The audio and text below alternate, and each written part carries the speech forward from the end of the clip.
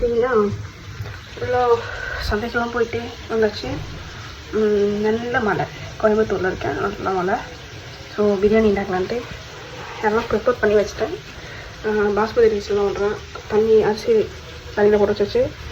அப்படின்னா அப்புறம் வந்துட்டு ஒரு என்னோடய சீக்ரெட் ஒரு மசாலா போட்டு வச்சு தக்காளி அரைச்சி வச்சாச்சு. ஒரு இது ஆகிட்டுருக்கு, வெங்காயம் ஆகிட்டுருக்கு. வெங்காயத்துக்குலாம் நம்ம ரோலம் பண்ணி முடிச்சிடுவோம்.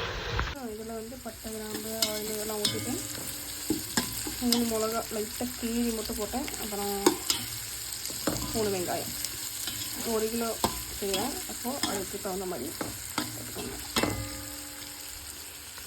தக்காளியும் போட்டாச்சு.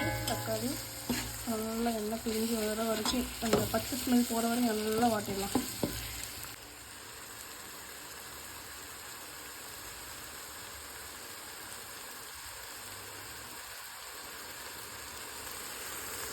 பார்த்தீங்கன்னா தயிர் லைட்டாக ஊற்றிக்கலாம். பார்த்திங்கன்னா ஆல்ரெடி சிக்கன் வந்து மசாலா தேய்ச்சி வச்சாச்சு. இதை அப்படியே அதில் போட்டுடலாம்.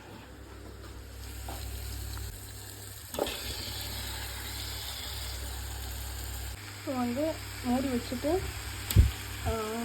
தண்ணியெல்லாம் இறங்கிட்டேன். இப்போ வந்து சிக்கன் வந்து கொஞ்சம் ஒரு 10% வெந்து போதும், வேகட்டும், அடிச்சு வைக்கலாம்.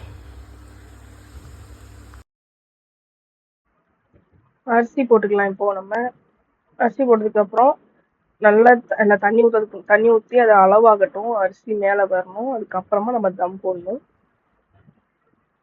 தண்ணி மேலே வந்ததுக்கப்புறம் லெமனும் புதினா கொத்தமல்லி மேலே போட்டு தம் போட்டுடலாம்.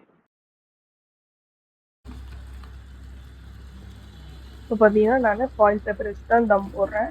ஸோ தம் போட்டு 10 மினிட்ஸ் வச்சு லோ ஃப்ளேமில் வச்சதுக்கப்புறம் அடுப்பு ஆஃப் பண்ணி ஒரு 10 மினிட்ஸ் வச்சிங்கன்னா கவர் ரெடி ஆயிடுச்சு.